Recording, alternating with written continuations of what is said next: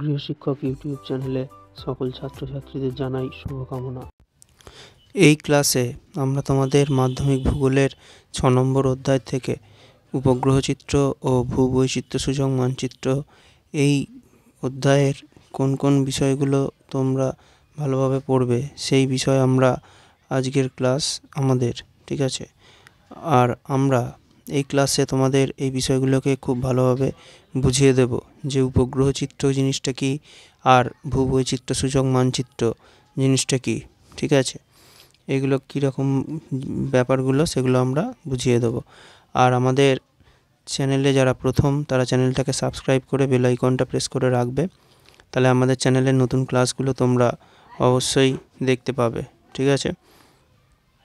আর তাহলে আমরা আমাদের আলোচনা শুরু করি, ঠিক আছে। তাহলে উপগ্রহ চিত্র বলতে যেটা আমরা বুঝবো সেটা কি, সেটা হচ্ছে যে মানুষ যে পৃথিবী থেকে বিভিন্ন যে মানে উপগ্রহগুলো, যেগুলো কৃত্রিম উপগ্রহ, যেগুলোর মধ্যে যেগুলো মানুষ মহাকাশে পাঠিয়ে দেয় সেগুলোকেই কি বলি আমরা, সেগুলোকেই আমরা উপগ্রহ বলি। ইংরেজিতে কি বলে, ইংরেজিতে এটাকে বলে স্যাটেলাইট, ঠিক আছে। আর এই যে কৃত্রিম যে উপগ্রহগুলো থাকে তার মধ্যে কি থাকে, তার মধ্যে ক্যামেরা বা সেন্সর থাকে। সেই সেন্সরের সাহায্যে যখন সেটা কিছু ছবি তোলে, ডিজিটাল আকারে যখন সেটা তথ্য প্রকাশ করে কম্পিউটারের মাধ্যমে বিভিন্ন রঙের ব্যবহার করে যে চিত্র তৈরি করা হয় তাকেই কি বলে, সেটাই হচ্ছে যে উপগ্রহ চিত্র। তাহলে উপগ্রহ থেকে যে ছবি বা চিত্র পাওয়া যায় সেটাকেই কি বলতে পারি আমরা, সেটাকেই আমরা উপগ্রহ চিত্র কিন্তু বলতে পারি, ঠিক আছে। তাহলে এইটা এবার তোমরা তোমাদের মতো সহজভাবে বুঝে নেবে, ঠিক আছে। পরীক্ষায় লেখার সময় তোমরা এভাবেই লিখবে। আর একটা কথা বলে রাখি, সেটা হচ্ছে যে এই যে অধ্যায়টা আমরা পড়ছি এই অধ্যায়টা কিন্তু খুব একটা গুরুত্বপূর্ণ অধ্যায়। কেন? কারণ এখান থেকে আমরা আমাদের টেস্ট বা মাধ্যমিকে দুটো প্রশ্ন, 2 নম্বরের একটা প্রশ্ন, 3 নম্বরের একটা প্রশ্ন এবং 1 নম্বরের 3টে শর্ট প্রশ্ন, মোট 8টা নম্বর আমরা আমাদের এই অধ্যায় থেকে অবশ্যই কমন পাবোই, ঠিক আছে। সেজন্য এই অধ্যায়টা খুব ভালোভাবে আমাদের পড়তে হবে, ঠিক আছে। আচ্ছা, এরপরে বিভিন্ন প্রকার উপগ্রহ, এবার উপগ্রহ অনেক রকমের হয়। কি কি? যেমন হচ্ছে যে তোমাদের ভূসমলয় বা জিও স্টেশনারি উপগ্রহ, এই জায়গাটা তোমাদের বইতে যেটা আছে এই জায়গাটাও তোমরা ভালোভাবে পড়বে, ঠিক আছে। আর একটা কি, জিও স্টেশনারির বাংলাটা, এই ভূসমলয়ের ইংরেজিটা হচ্ছে জিও স্টেশনারি, এটাও আমরা জেনে রাখবো কারণ এগুলো জেনে রাখা দরকার।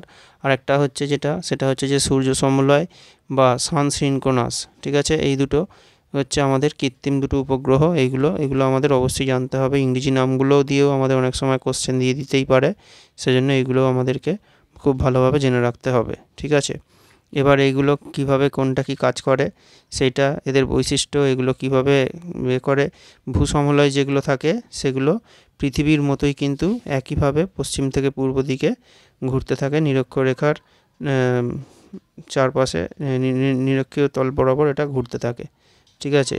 এইটা আর এর বৈশিষ্ট্য, পৃথিবীর কক্ষপথের একটা নির্দিষ্ট উচ্চতায় এটাকে রাখা হয়, এটা একটা, ঠিক আছে। আর পৃথিবীর কোনো একটি নির্দিষ্ট জায়গার ছবি তুলতে পারে এটা, ঠিক আছে। এগুলো এরকম বৈশিষ্ট্য, আরও এরকম কিছু বৈশিষ্ট্য। আর এগুলো আবহাওয়া সংক্রান্ত যোগাযোগ ব্যবস্থার ক্ষেত্রে কিছু গুরুত্বপূর্ণ তথ্য দেয় এগুলো। আর উদাহরণ অবশ্যই পড়বে।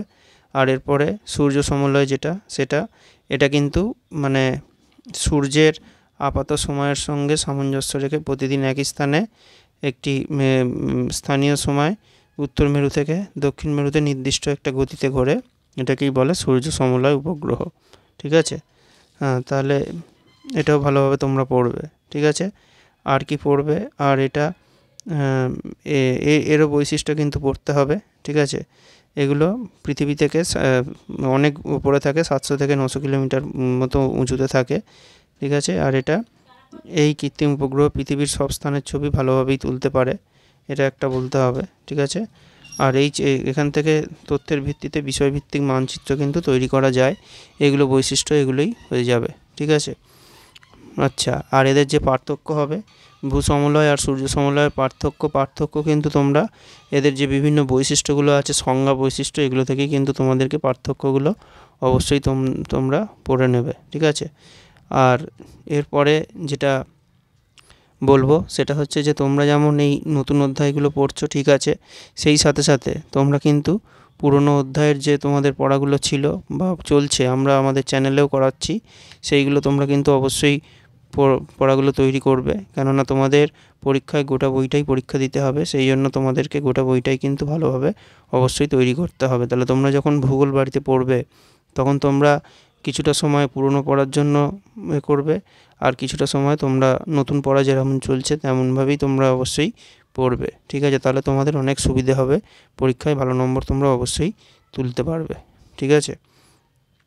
আর এরপরে যেটা আছে সেটা হচ্ছে যে ভূবৈচিত্র্যসূচক মানচিত্র কী, এইটা একটা, ঠিক আছে? এটাও একটু আমাদের অবশ্যই জানতে হবে।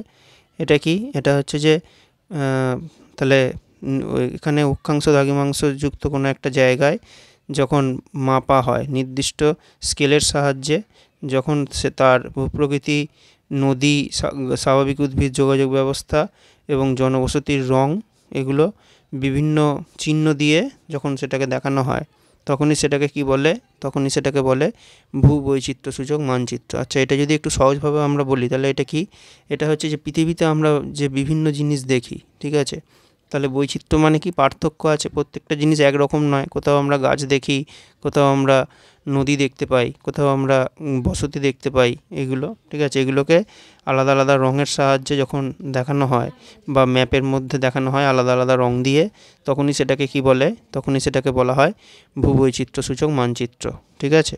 এটা এইভাবেই তোমরা বুঝে নেবে।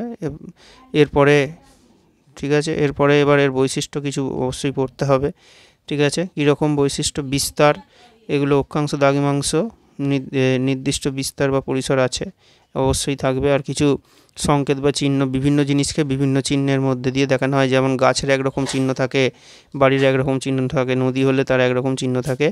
আর এটা যারা শিক্ষার্থী, পড়াশোনা করে, পর্যটক, এদের কিন্তু, এবং যারা সেনাবাহিনীর কাজ করে তাদের কিন্তু এটা খুব সুবিধা হয়, ঠিক আছে? আর একটা নির্দিষ্ট একটা স্কেল থাকে বিস্তৃতি অনুযায়ী, এর মাঝারি বা বৃহৎ স্কেল, এটাও দুরকম কিন্তু স্কেল ব্যবহার করা হয়, ঠিক আছে? এইগুলো আর কি? আর বিভিন্ন ধরনের স্কেল বলতে এখানে ভূবৈচিত্র্যসূচক মানচিত্রে প্রধানত 3 রকম স্কেলের ব্যবহার, 4 রকম স্কেল আমরা দেখতে পাই, ঠিক আছে? একটা কীরকম হয়? একটা হচ্ছে যে ভারতেও এই 4 রকম স্কেলেরই ব্যবহার দেখা যায়। একটা হচ্ছে যে 1:25,000, একটা হচ্ছে যে 1:50,000, একটা হচ্ছে 1:2,500, আর একটা হচ্ছে 2.5 লাখ, আর একটা হচ্ছে 1:10 লাখ, এরকম, ঠিক আছে? এগুলোকে কি বলে? এগুলোকে 1:10 লাখ, যেটা 10 লাখ মানে মিলিয়ন, এটাকে বলে মিলিয়ন সিট।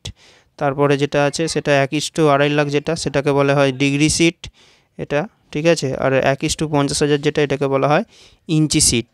এই 3টে, ঠিক আছে? এইগুলো। আর আরেকটা 1/2 ইঞ্চি হয়, সেটা কত? 1:25,000, ঠিক আছে? এইগুলোই ভালোভাবে তোমরা এখন পড়বে। এরপরের ক্লাসে আমরা তোমাদের এই অধ্যায় থেকে আরও কিছু গুরুত্বপূর্ণ বিষয় নিয়ে আলোচনা করব।